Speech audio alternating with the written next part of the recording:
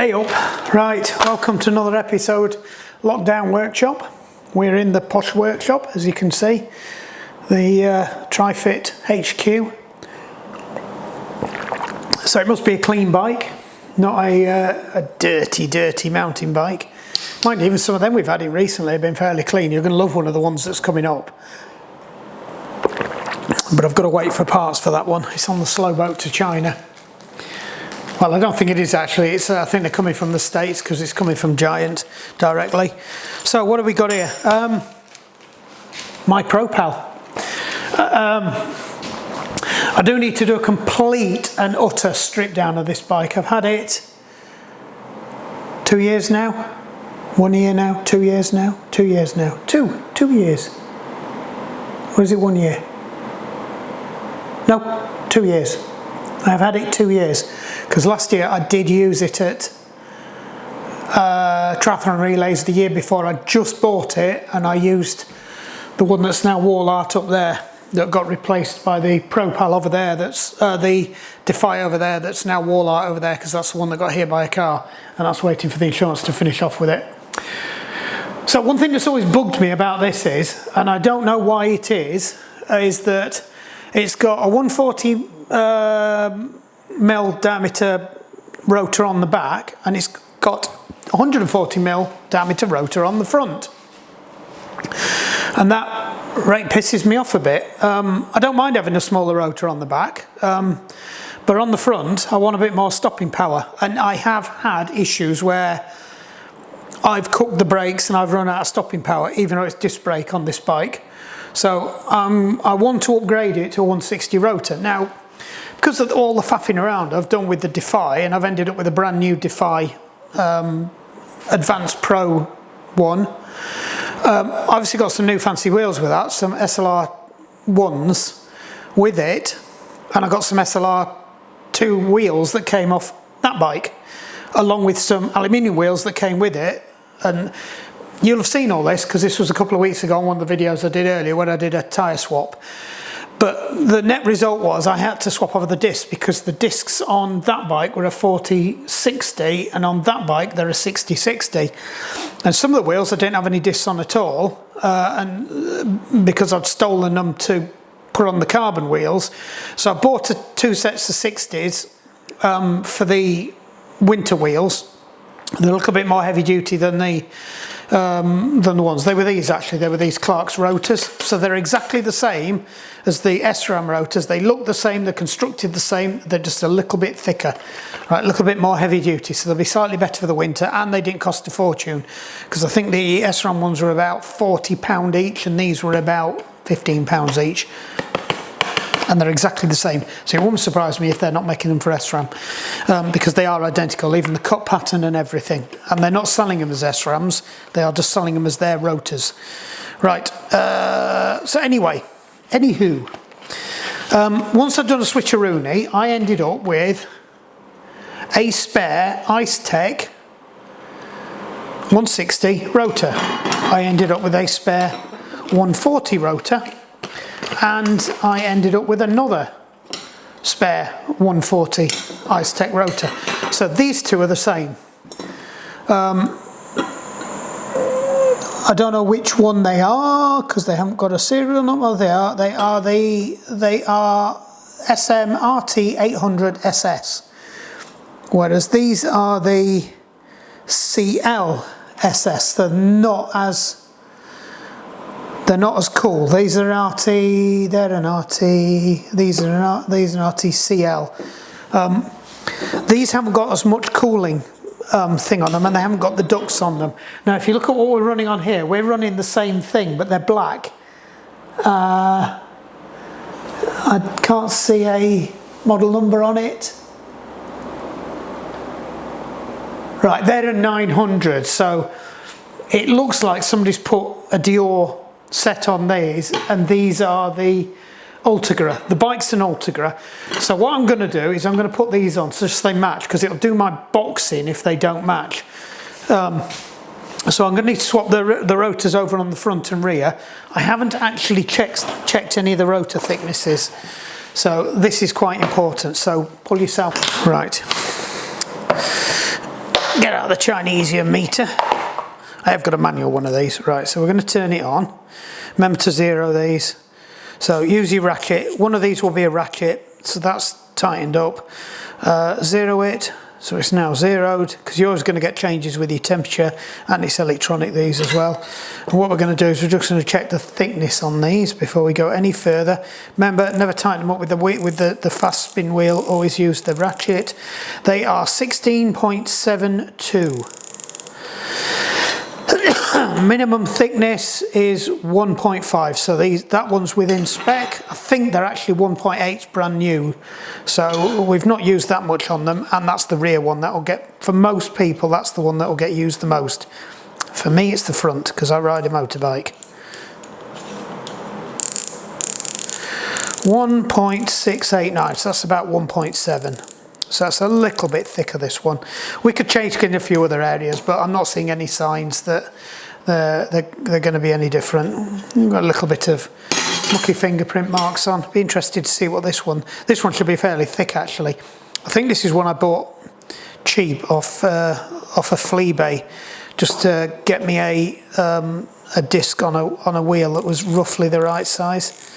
Well, something's gone wrong.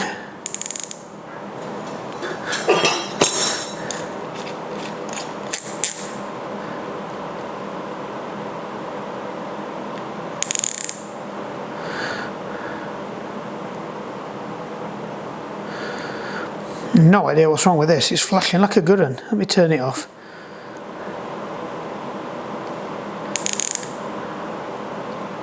Is it my battery's dead? I wonder if my battery's dead. It's flashing like an absolute nutter. Hope it's not the battery's dead. I've hardly had this. I've only measured about 3 things. All right.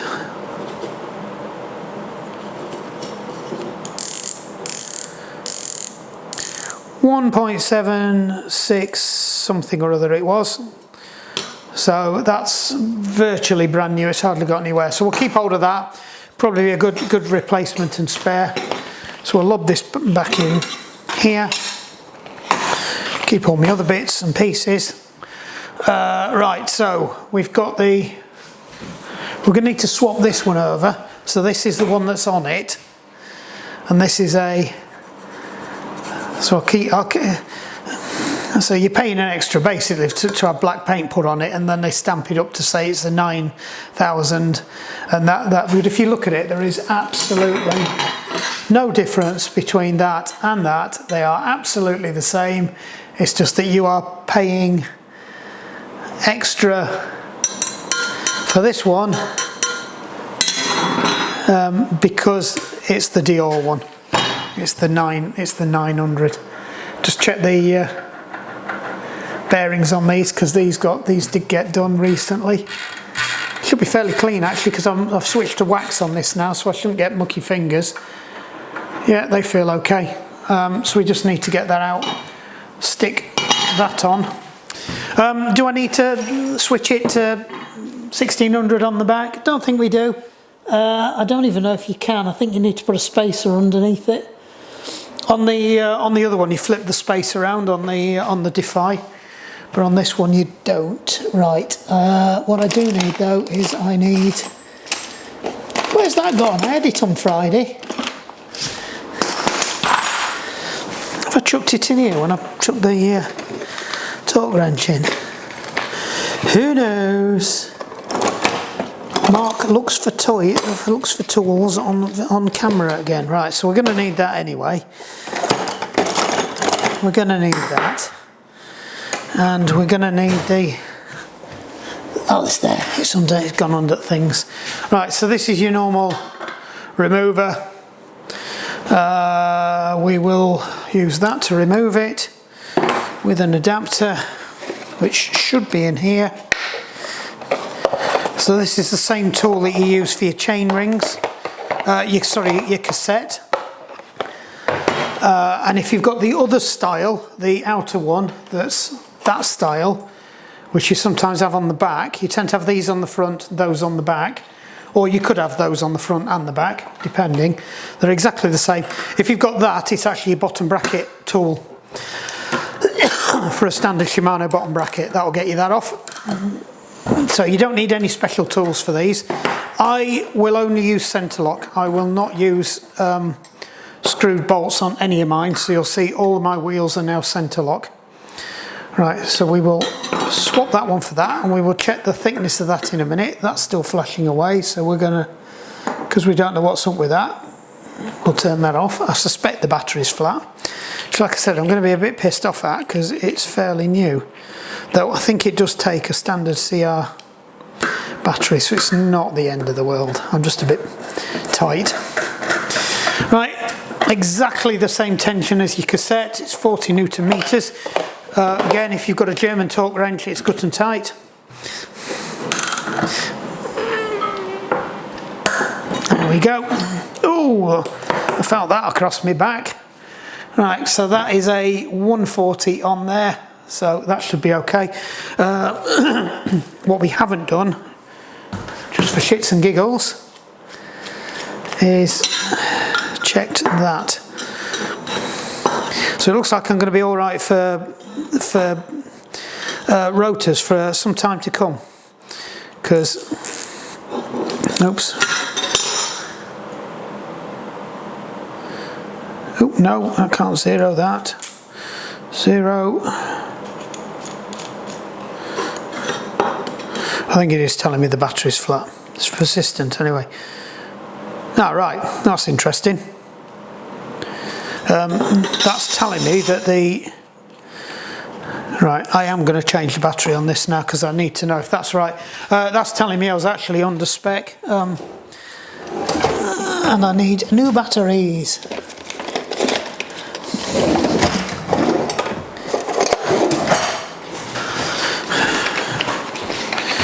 So I'll just cut myself a new battery out. IKEA batteries, I think. Pretty sure they're IKEA. Yep, they're IKEA batteries. So if you're in IKEA, grab some batteries. They're nice and cheap. They seem to last for ages. So I think I bought these about 2 or 3 years ago, and they're doing okay. You know, sometimes you buy them, and then you don't use them quick enough, and then you come to use them, and they're all flat as a fart. So that is the original Okie Chinesian battery. We will chuck in the new battery, and hopefully it stops flashing. Yay, stop flashing. Right, 0. So, right.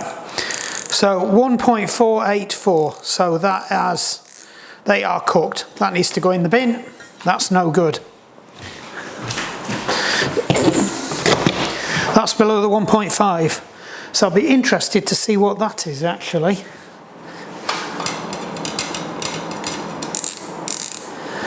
See, that one's okay. Oh no, it's not. 1.68 on that one as well. Let's just zero it. Oh, let's just zero it again. On, 0, undo it.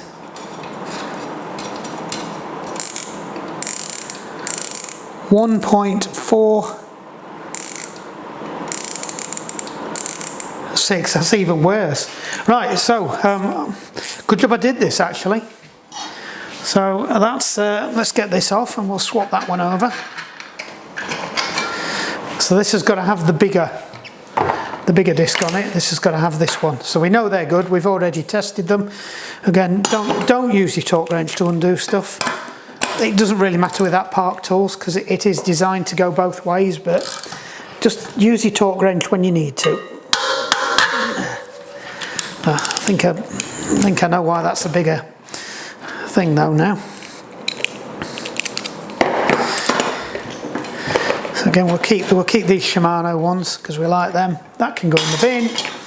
Stick that one on. So that probably explains why I was getting a lot of brake fade as well. So it might not have been the fact that we got a shit disc on the front. It was two things. Because one of the things that happens is when you're down to the minimums is there's less metal to take the heat away. And the other thing as well is on road bikes, don't run metal disc brake pads. You do not need them. You will make your braking too severe, and you will piss everybody off you ride with as well. So, right, that can't go on there yet for a simple reason. Right, so what we've got to do now is we've got to fit this. So that's everything to go on there. Right, I will need to bring you around here for this next bit, because there's some little pins and things. So we'll just shift the workbench out of the way and move you in. Right, you should have bird's eye view now. So first thing you need to do, and please do not forget to do this, it is important, get yourself something with a pointy end on it, and in there's a little pin, and you've got to get that pin out. You might have to push it from the back to get it going. There you go. So that's the safety. It's not really a split pin, it's just a piece of metal that's folded over, and it just kind of clicks in. It's just friction holds it in place. It doesn't need any more than that. Did you get that? Right, it's just you can see it's just a little pin with a hook on. It's like a split pin, but it's not. It's folded over at the back. I'm trying to look at the camera and get it focused for you. Yeah, right, so don't lose that, you need that. What that is a little retainer. So if I show you the screws, again I'm going to have to come round in front. Right, that sits on them, so don't forget to take it out before you try winding these back, or you will more than likely snap it or rip the top off that. Right, Allen key wise, you need the little ones. I think it was a 4 and a 5 you need for this. I could be wrong, but I'm pretty sure it was. Yep, that's a 4, that's a 4, it's just the 4 you need.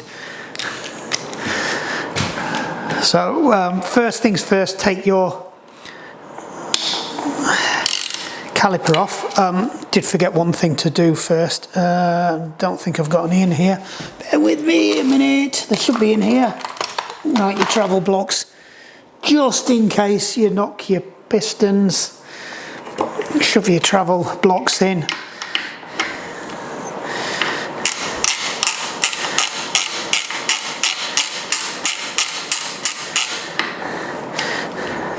Right, so a quick question for the people who use these. I get some of these have got the slider with that bit on, and then that clips over that screw that goes through, but you can't shove them through. So is that block there for, you take the brake pads out and you shove that in and that piece goes in instead of the brake blocks and clips onto that screw? Or, I don't know.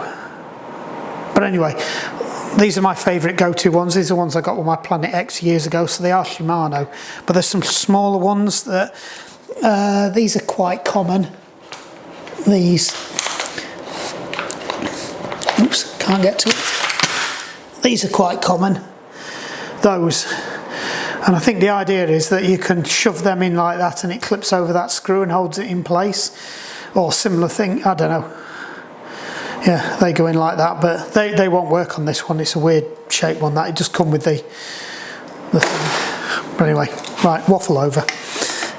If anybody knows, just tell me. I've always just used my yellow ones on everything. But I've got a couple of the black ones as well that are a slightly different shape. I'm trying to see one in the thing without having to go digging around in my box for it. I might have given it somebody actually. That's a good point actually, where is it? I usually keep them in this top so they're at hand, so I can just sort of ram them in, and I did keep one of the black ones in there purely for if we end up with somebody's bike and mine don't fit. But I think I've got a couple of sets of them yellow ones. They might be on the, yeah, they're on the Defy that's on the turbo trainer as well. Right, so that's. Have I just unscrewed the wrong one? No, I haven't. No, I have unscrewed the right ones. Right, so this is where it gets interesting. We've got to get these off now. And what you'll notice is if you compare this to the one I've got, it looks nothing like it. And this was the bit that was throwing me. Right? But the holes line up. Now, but the hole there and the hole there. Now, the reason is this is missing it, which is why I think it might have been fiddled with. There's supposed to be a little plastic thing that sits behind the screw. Well, like a little ratchet that catches on the... If you notice your... most, there they are. Most of your ones have got a serrated top on them. Right, and the idea is this thing catches in there and it clicks. And if it starts to unwind, it can't because there's a ratchet, so you've always got one holding it in place. And when you flip the one on the Defy upside down, that screw then goes to the bottom, but there's only one on it. And that's what clicks into there, that hole there. It's got like a hook in there. So I probably do need to see if I can get one of them for these, but I haven't got one. So that's basically what happens. So I'm hoping that this fits, and it does look like it's the right profile. But obviously it's got to be different because it's got to have a wedge shape in the different place. So I'm kind of hoping that that's the reason why everything's different. So anyway, we've got to get this off now. Anyway, and these are generally Loctited in. Now the only reason these are actually coming out a lot easier this week is because I had them off last week when I was trying to buy the part on eBay. The other thing with Propels, just be careful with your front forks while they're swanging around like I'm doing. You will more than likely, if you've got this OD2 stem thing that I've got, which you can't see because I'm flipping at it, it's all the hidden cabling. It's completely hidden internal cabling. It's got this weird over-engineered flappy thing, and if the handlebars spin too far around, the rubber bits get stuck behind the flappy bit and then they can get mullered and they're really hard to get hold of. Luckily we've got a local giant store that's fairly friendly to me, so I can get hold of a lot of stuff through them. And sometimes if they've got them in stock, they'll just give them you. If you're me, they might not give them you. So I've got a spare set now that me and Wayne use on our bikes. I think Wayne got them, blagged them last time he was up there. So you'll see these have got that, both the screws have got that on, depending on which way up this ends up. So this, we can probably sell this now, though I might keep it just in case anybody wants to go back. What I do though is I smear all this with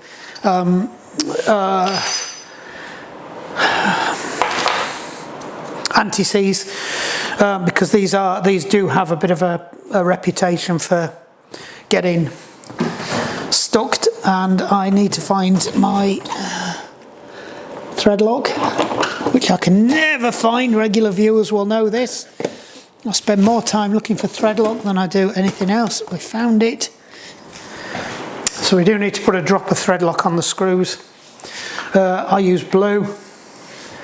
I think what we'll do is we'll take the new screws, because, oh God, what happened there? Ugh. Let me go and get rid of that in the bin.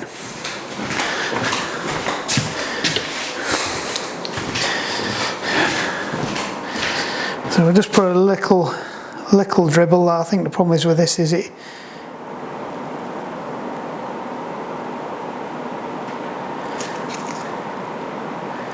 Right, that's blocked up. Bear with me while I unblock this. Right, I have now unblocked my thread lock, but now I can't find my Allen key. There he is. Right, and new part, not the old part. So that's going that way up. That goes in there. That goes against there. I think what I'm going to do is I'm going to go and steal that ratchet thing off the Defy to put on here. Don't fasten this all the way up. Just fasten it so it's snuggish and you can still move it around. And that way you won't have any problems or risk cross threading when you put the other bolt in. That's that thing getting blocked up, that hole getting blocked up, it actually works a lot better than it's ever worked before now. I get it now at a nice steady flow because I've just pushed it through with a pin rather than... You get up there. Alright, so these don't want to be massively tight because you've got thread lock on and they're both a machined surface. Just be careful you are going in. It's probably only about 5 newtons.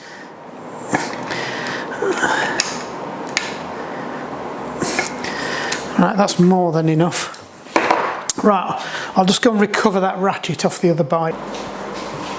Oops, bring me bike back round. We're back in view again. Come on, focus. There we go. Right, so that's the piece I was on about. It sits behind there. There's a little ratchet on there. It just holds that, and that drops into that hole there. Right. So when you're fastening this back up, that's how it goes.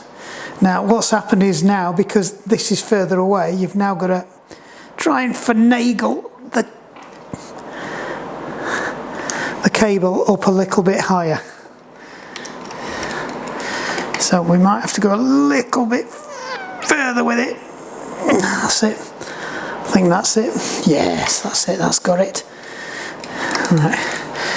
Let me just free that out. Might be better off using my 4mm on here.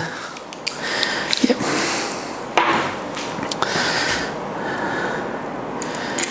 Alright, so that's in the hole. That's in that hole.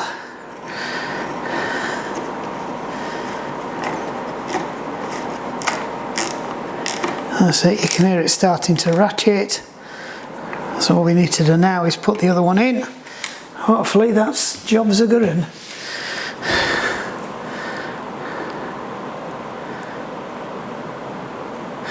Make sure we've got some thread lock on. Oops, I think my thread lock is getting seized up again. That's better. Sucked it back down now. Alright. There's a hole somewhere, there it is.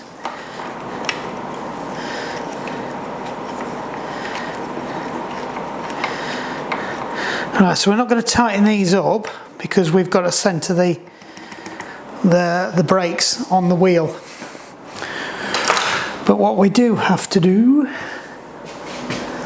is put that back in and make sure the point's pointing to the fat bit, and then that's it, it's just friction that holds it in there. So that's it, so that should fit a 160. Now, he says, if we've put the right one back on.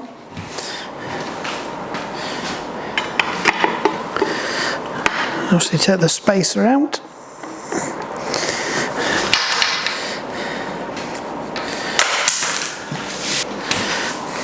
Are you looking at that? Are you focusing on the right bit?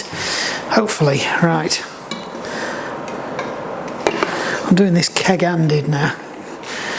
Things you do for video. Just checking if I'm putting this in the right way round. That's it. Looks like it fits anyway.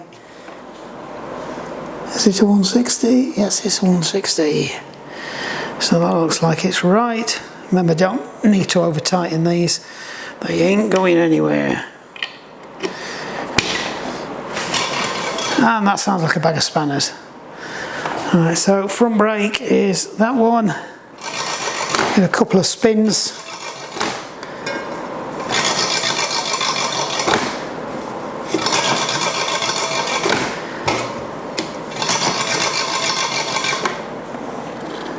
Hopefully we're not having any issues with, because it's come off another bike, the wear piece is being in the wrong way. But all we need to do now, I mean, a lot of it's rattling because it's all over the place. So what we need to do, and we hopefully won't have to resort to, is I put that brake on as hard as I can, and then we just gently do these up. though I do know these can be a little bit of a bugger. But all in all, it does look like it fits. You can hear that ratcheting now, hopefully. I'm going out on this bike tomorrow anyway, so even if these brake pads need bedding in, normally you'd swap the brake pads over as well, but these are used discs, so I'm not really achieving anything. Right, hopefully it works. Right, it's a little bit draggy, but the horrible noises have stopped. Now what I'm looking at is, right, it is pulling the disc in, so it does need to go across. So we're going to slacken this off. What we might do is use the cheat piece if I can find it. It'll be again one of those things I can't find because I need it.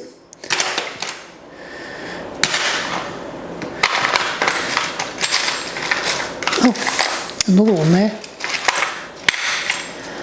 So it's not the one I was looking for, but I found one. So what these are is you put them on and you slide them over, and they go in between the disc. But my experience is these particular ones I've got here aren't that brilliant. They don't get in the disc properly. I need the small. Oh, they're certainly not going to when you've picked two up and you're trying to put them both in at once. Right. So.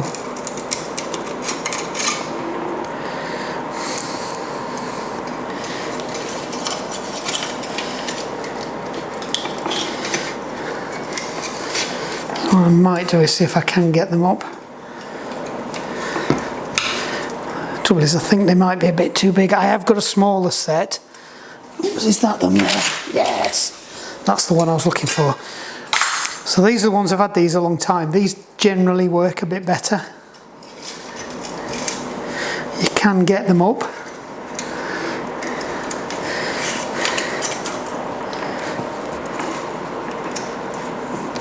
So we'll give that a go.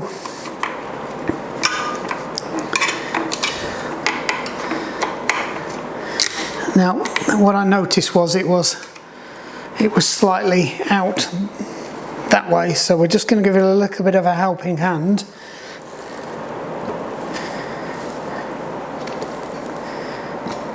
And see if that fixes it. If not, we might resort to paper as well, because you can do this with paper. You can just put some paper over the top of your disc, but you usually have to take your wheel off to do it, so it's a bit of a faff.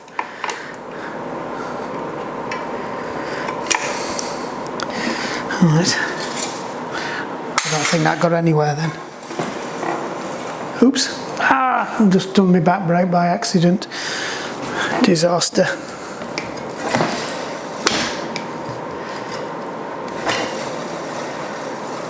Right, now we've gone the other way, it's gone the other.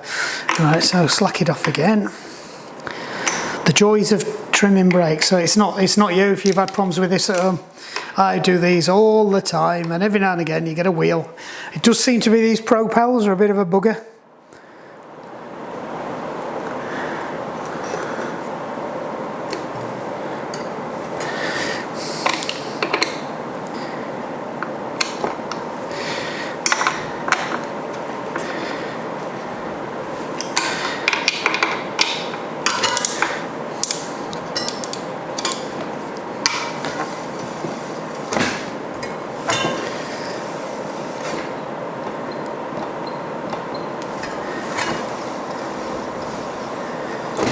Yeah, still too far over that way now.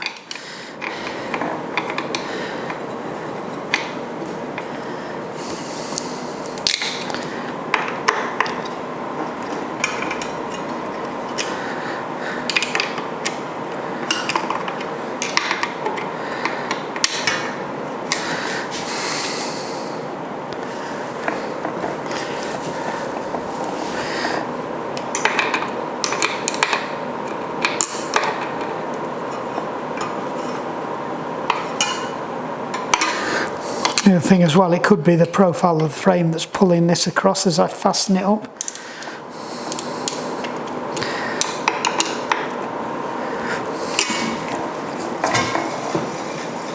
Oh, that's better. Right, still a little bit draggy, but they are both moving now. That's fine. I think that'll free itself up once it's done a couple of runs. So that's good. All we've got to do now is repeat it for the back wheel. So I'll just stop you while I flip the bike. I turn the camera back on. It's always good for people to watch other folks struggling. Sorry about the tools all over the floor. You don't normally see these. They're normally hidden behind. I don't keep them in the chest because if I've got to go and work in the other garage, there's a lot of specialist tools that are in there that I don't have in the other garage.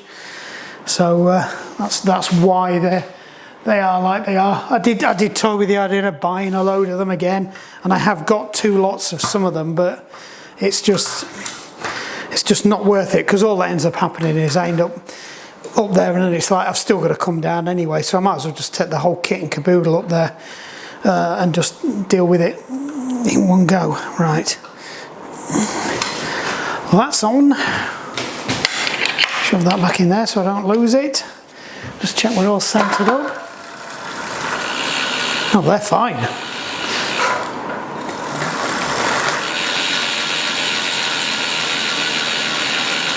Bouncing around a lot because the tyre slime's settled.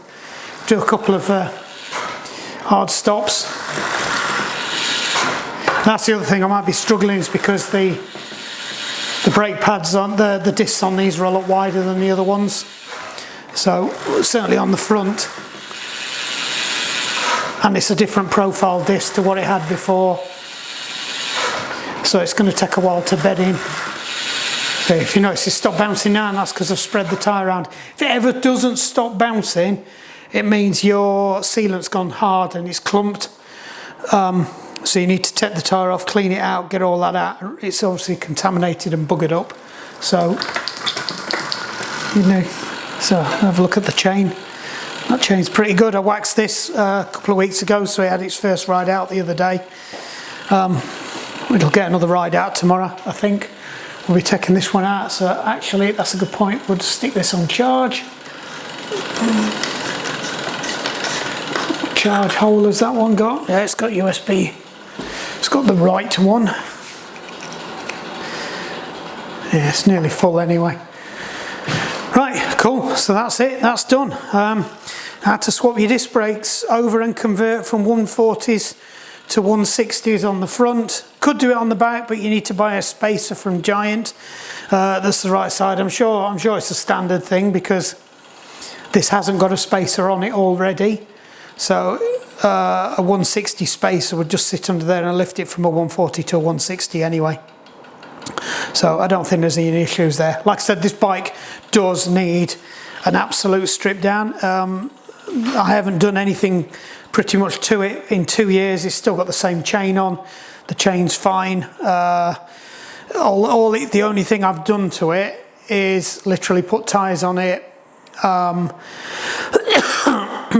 I think we upped the cassette to the maximum, which I think that we can run, which I think is a 30.